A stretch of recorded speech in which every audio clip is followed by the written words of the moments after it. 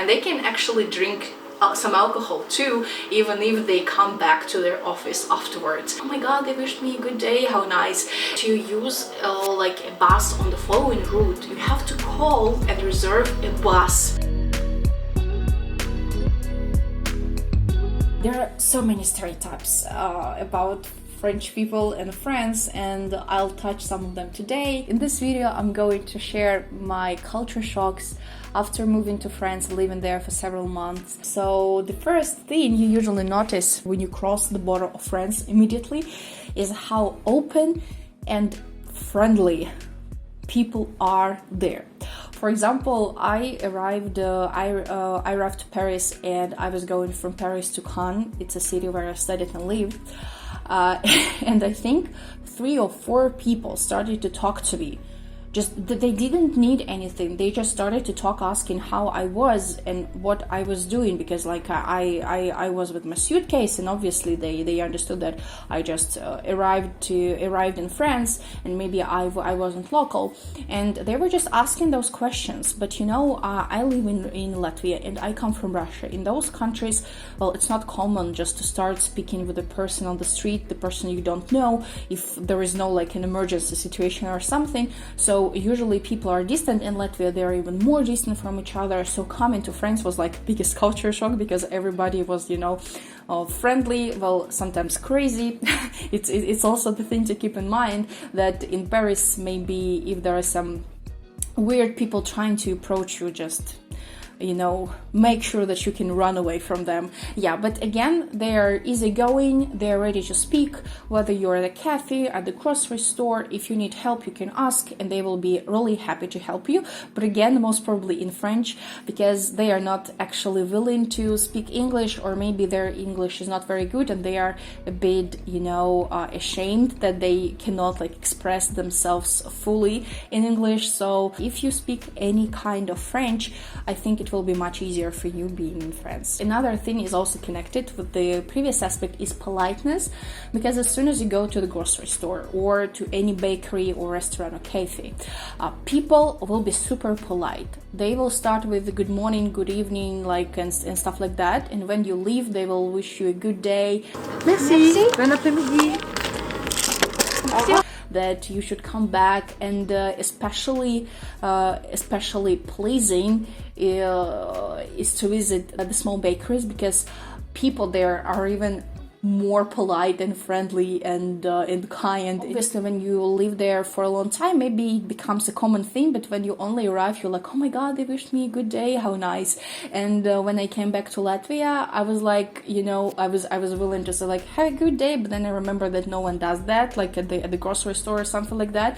Only if you know a person, you can say like, oh yeah, see you soon, like have a good day, it's fine. But again, in France, everybody does that. Obviously, you heard about this food cult in France, but this stereotype is absolutely true, because since the moment French are born, they are taught like at what time to have their breakfast, lunch, dinner, how to have it, and so on, because they love food. It's a really big part of their culture. And the thing you can yourself notice outside, when it's 12 o'clock, all the offices and places like this, they are closed because everyone's having lunch, of course. French people usually have lunch outside. They cook at home, but I think that lunch is mostly going out and eating somewhere. And they can actually drink some alcohol too, even if they come back to their office afterwards, because they have this like phrase that we do not live to work, we work to live. So they really appreciate this ability to enjoy life. And food is it's one way to enjoy life. That's why you'll see plenty of people sitting in the cafes or at the cafes, like lying on the grass and having their lunch. If you are at the university, it's amazing. Yeah, it makes you love food even more, because I love food. During this work week, of course, you'll see people. But on Saturday, I think it's the biggest number of people you're going to see during the whole week, because everybody's out, because it's usually weekend, and everybody's shopping. I think they also have this cult of shopping, or this biggest love for shopping. It's like a hobby for them to go shopping on weekends. And the funny thing that the next day, on Sunday, there won't be any person in the center of the city, because they will be staying with their families, because Sunday is their family day. And it's such a big contrast, because in my culture, in my home country, and even in Latvia, well, in Latvia, it's also sometimes like this, that on Sunday some places are closed, but in my home country, everything works during all days of the week. And for me, I forgot about the fact that on Sunday nothing works in France, even some grocery stores and pharmacies. Like, I still can't accept it, because I think that those places are so important that they have to be open 7 days a week. It's impossible for them to be closed. Like, what if it's an emergency and I don't have access to pharmacy? It's crazy. So this contrast, like, on Saturday you're in the center and it's full with people, it's impossible to cross the street, I don't know, and on Sunday there is no one. It's amazing. And it was also like a really big culture shock. And another thing which you can face on Sunday is that you, like, at least in the smaller cities like Khan, where I lived, you can't really use the public transport properly. Well, to talk about trams, for example, they are okay, they follow the schedule, there are not so many trams as on other days, but there are some. Well, you have to wait like 30 minutes to get one, but it's okay, at least you can actually get on the tram. The thing is that for some buses, in order to use like a bus on the following route, you have to call and reserve a bus. I was like, oh my god, what is happening? The situation was like this. I don't know, I unexpectedly decided to go to the seaside because it's Normandy, the sea and stuff.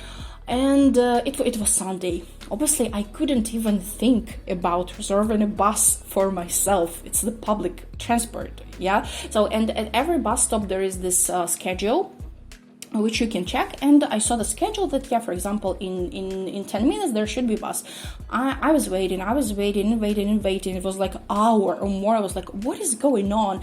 And I could see some buses just coming by and didn't stop. And I was like, what is going on in here? And then I looked at this schedule again, and there was the small phrase that on public holidays and weekends there is no certain buses, and if you need this bus you have to call an hour before and reserve the bus. I was like, what is that? Oh my god, it's crazy. I was like, okay, I'm going home. Like, I'm giving up, because I don't want to wait one more hour just to go to the seaside, because it was getting closer to the evening, and after a certain time it wasn't even possible to come back to Cannes, and I didn't have a place to stay in any other city. So it's crazy. Yeah, definitely a culture shock. Also, maybe you heard, because it's also, I think, a popular thing about France is that, yeah, there is this beautiful Eiffel Tower, there are those beautiful people going everywhere, and there are lots of garbage everywhere. It's true. You notice it especially when you come from a place, from a country where everything is clean. In Latvia, everything is clean. The only creatures that leave garbage after them, those are seagulls. For example, for me, those are seagulls, because I live near the sea. Coming to France was like, oh my god, so much garbage everywhere. What is going on? But then, obviously, after a month living there, you stop noticing it, because it just becomes like a part of the environment you're living in. But it leads to the rats sometimes. I was lucky enough not to meet any rats during my stay in France, but I heard many people saying that it's a common thing in Paris, for example. And when I visited Paris a couple of times, like, oh, please, rats, go away. I don't want to meet you, because I have this really like a phobia, like rats phobia. I don't know if there is a special name of this, but yeah. At the same time, even if this country is a bit dirty, not to compare with Belgium, sorry Belgium, yeah, not to compare with Brussels. It will be better to say, because I haven't visited any other cities in Belgium. I think that they are cleaner than Brussels. And at the same time, you can feel this social development of the country. For example, I was staying like at my dormitory. It was like during first days after I'd come from Latvia to France, and there was a knock on the door. I opened it and I saw a woman. She was like, "Hey, I'm a psychologist. How are you? Are you sure that everything's okay?" Because I was staying in France, like closer to the, I cannot say the end of COVID because it's still in the air, but it was closer to this, to those, like the end of those lockdowns and stuff like that in Europe. So if you have any problems, you can go there and ask for help. I'm like, okay, wow, I haven't seen it anywhere in my home country in Latvia, like in China. I think they also don't really care about mental state of their like people. And I was like, oh my god, I feel valued, I feel cared. It was an amazing feeling. And another time I was like going to the city centers through the campus, the university campus, and there were people like volunteers sharing free food for students, because like again during COVID it was impossible to work at some positions, and they were just helping students, and I got a free bag of food. I was like, oh my god, what is going on? And there was like a really little time between those two things happening, and I was like in full shock, like psychological help, free food. What else? They also have really big discounts for students, like 50%, almost 50% discount for train tickets and stuff like that. So you can really feel that like they care about people. Again, in comparison to countries where I've been in, where I've lived in, because in your country it can be developed better, but for me it was definitely culture shock. And another very valuable thing, and I think I value it because I come from Russia, and in France I could feel freedom, that you could share your opinion and it's gonna be fine. You can be who you are or what you are, and it's gonna be fine, no matter of your nationality, race, sexuality, your interests. You can feel it. And I was like, oh my god, people value it, please, because like it's so easy to lose when you're living in a crazy state. The final part will be connected with the grocery stores.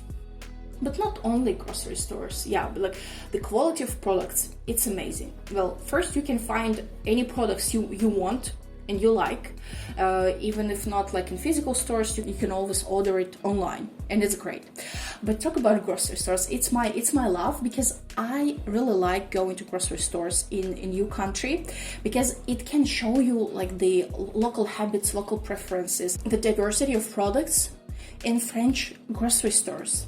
It's amazing. I think I haven't even visited like the biggest supermarkets there, and even in smaller ones, there was everything you could want and find from different countries, and the quality again great. Big diversity, and you can find like products at different prices. I think like the local preference, you could notice that French people really love healthy, eco-friendly, sustainable products, because there are plenty of them. And I was also like in the beginning of the journey at that moment, because like I wanted to make my lifestyle more healthy and stuff, and I could choose from so many things, and I was really happy. Because to compare with other products, it was still affordable, but it was like a better quality and with a better effect on your body. So it's amazing. You can see that I mostly have really pleasant feelings and emotions about my experience living in France, and I would really love to come back to this country, because, well, this country is amazing, but I think you have to love it a lot to be able to live there, because there are still some, difficulties that you can face.